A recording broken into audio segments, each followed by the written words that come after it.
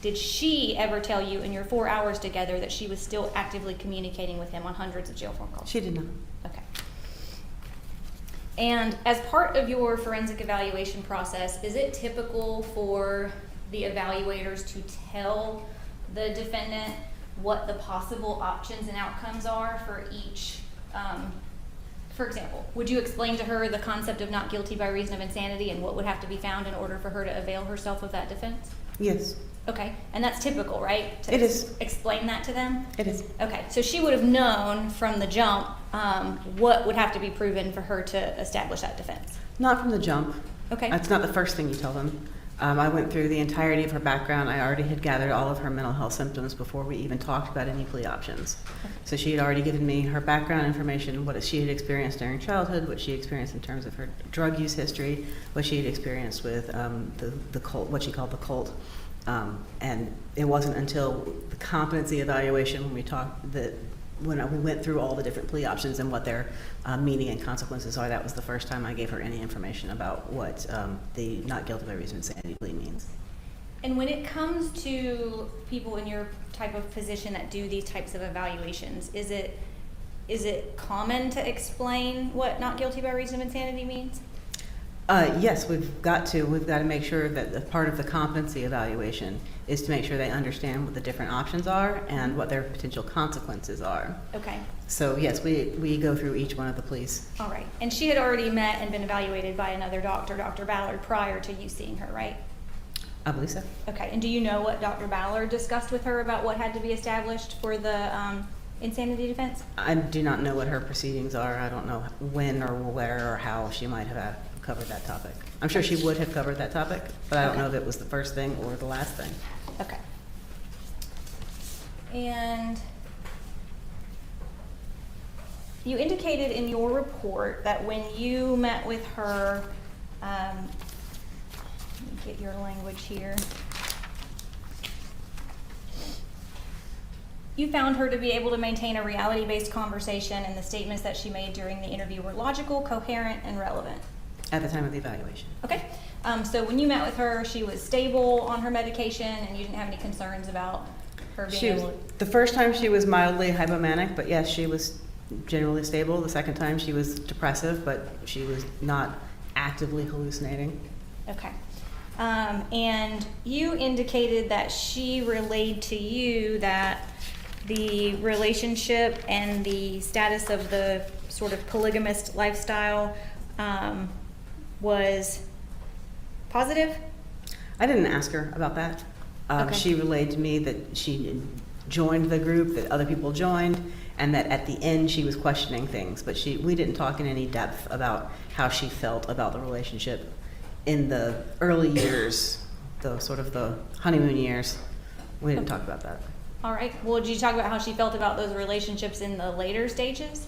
She didn't talk about the sister wives at all. I don't know why I used sister wives, because of that show, I guess. Okay. But the other wives, she didn't. She talked about them existing, but she didn't say good or bad things about them. So when she met with you, she expressed complete indifference about all the other people in the group and her lifestyle. Yeah, she just described it. She didn't say whether she had thoughts or feelings about it. Okay. And are you aware that she told Dr. Ballard, who evaluated her, that she initially didn't mind having multiple women and that it made sense to her, but the reality of it was very toxic and stressful and very hard for all of them to get along? I don't have a specific memory about that, but it wouldn't surprise me. Okay. And are you aware that she reported to Dr. Ballard that there were frequent arguments, sharing an RV with Mr. Joyce and the other wife, and then a third woman joined, which added to the conflict? I don't have any recollection Okay. of that. That would be inconsistent with what she told you? Not particularly, because I didn't ask her. Okay. So you did not inquire about sort of the dynamics of the group on December the 8th of 2020?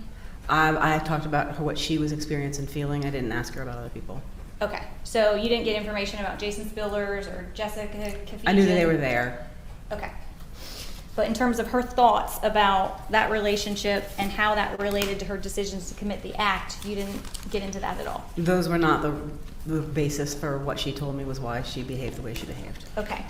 But one of the things that you were capable of reviewing in this case and had was her handwritten notes from December the 9th of 2020, the day after she killed Hannah, right? I did have those. Okay. Or at least I had some. I don't know if I had the totality. All right. So in terms of her very first statements about why she killed Hannah, are you aware that she said, "I was going insane and no longer wanted to be with his friends, but kept coming back for him"? I don't have a specific memory of that, but I may have had that piece of information. Okay.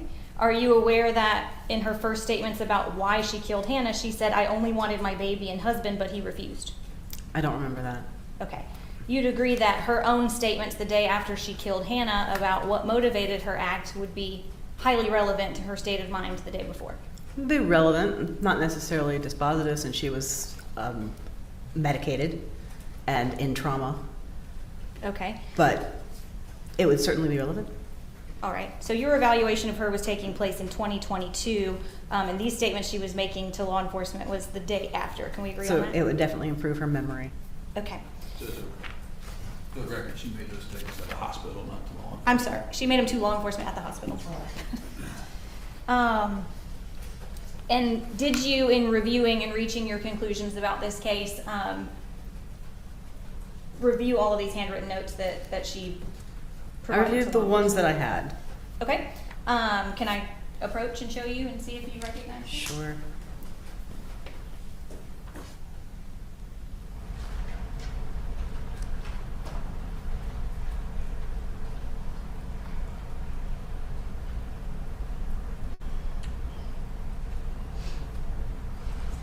I don't recall this one. Okay. And in your report, Mhm.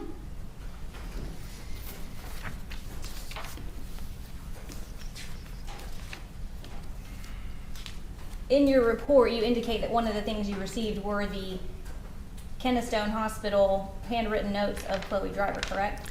Yeah, they actually said Kennestone Hospital on the top, and that one didn't, so I'm not sure. If I can look at my notes, I might have a copy of the ones that I actually Okay. reviewed, if that's okay? Are you, I can approach. Is this what you're referring to? I think the other records that Ms. Driver had. Those are the ones that I had. Cruises notes, not the Kennestone Hospital. These are the ones that you have? Those are the ones that I have. All right.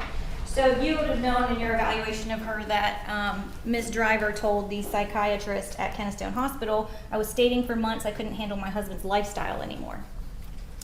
I would have had it. I don't specifically remember everything that she wrote. There's a lot of information in this Okay. case, I'm afraid. And you would have known that she wrote to the psychiatrist for the first 2 years, not so much because it was just us traveling, but then once he got people listening to him more, I started feeling scared and was begging for attention for us to be with the baby. I don't remember that one either. Okay, so these statements about her begging for attention, her not liking his lifestyle, these statements that she made close in time to the crime, you did not factor those into your determination about what her... There were certain ones that I remember reviewing, saying that she felt, can I reflect, I can't remember whether you, I don't think I got an answer on whether I could review the notes that I had to reflect Sure, my of course. recollection. You can't read them, but you can refresh your recollection of them. course. Let me just see if I have them here. You can read it, you can't read it. Can't read them aloud. I hear ya. That's the one thing.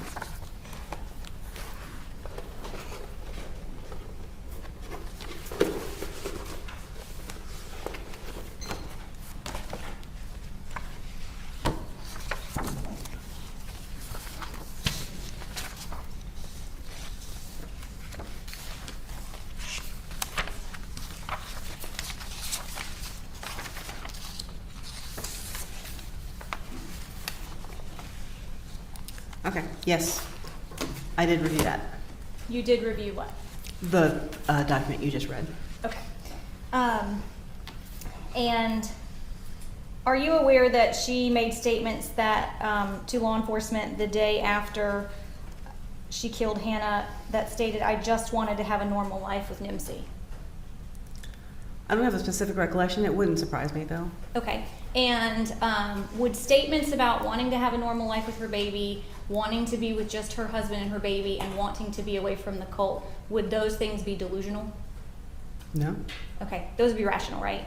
I believe so, but they could be influenced by her mental health condition, but yes. Okay.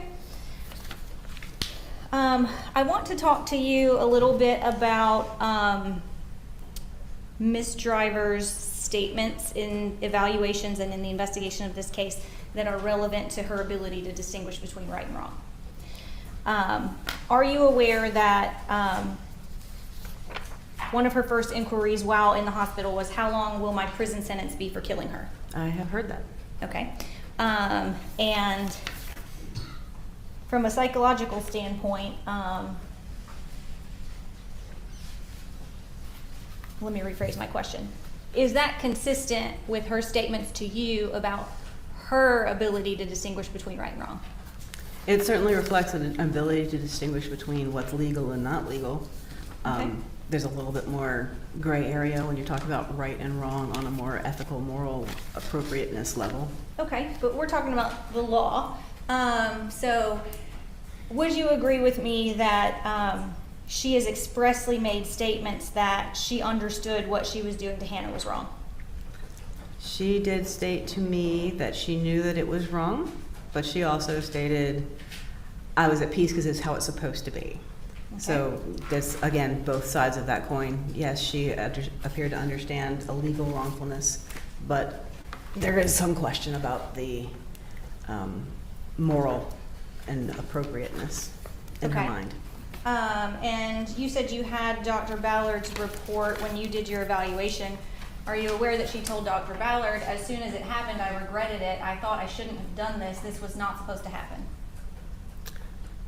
I said before, I didn't read her report all that carefully. I did review her report, but I don't remember the specific things that she said.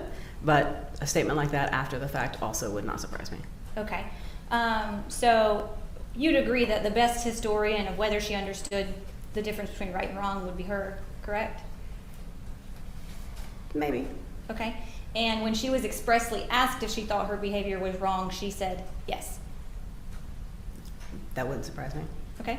And in being evaluated by Dr. Ballard, are you aware that when she was discussing whether she knew her actions were wrong, she also volunteered that she locked the door so that she could also stab herself in the throat and make sure that she died? Yes, I'm aware that she locked the door to try and kill both herself and her daughter. Okay. And are you aware that those were statements made by Ms. Driver in response to whether she understood what she was doing was wrong? Yes, Okay. based on her report. Right. Well, and you're relying heavily on her report for your testimony about her delusions, And based on right? the other psychologist report. Understood, not Ms. Driver's report? Okay, Yes, I did rely a lot on Ms. Driver's report. okay. And with regard to your inquiry with her about whether she understood what she was doing to her daughter was wrong, isn't it true that she told you that she apologized to her daughter before she repeatedly stabbed her in the neck? She did say that she apologized. And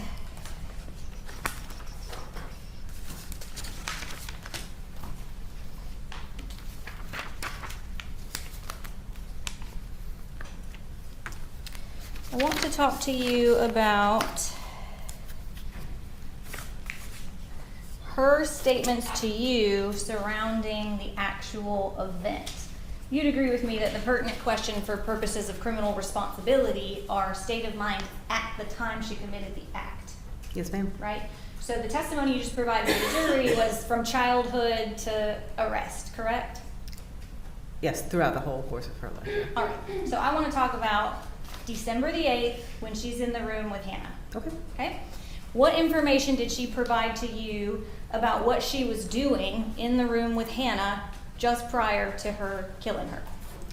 She indicated that she had come from the 12 Tribes meeting where she had believed that they were talking about death to give her a specific message that now was the time to do this thing that she'd been getting messages about, to kill herself and her daughter.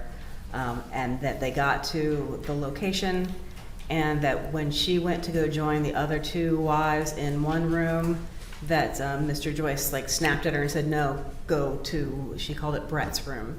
I believe Brett was somebody who previously lived there or previously traveled with him.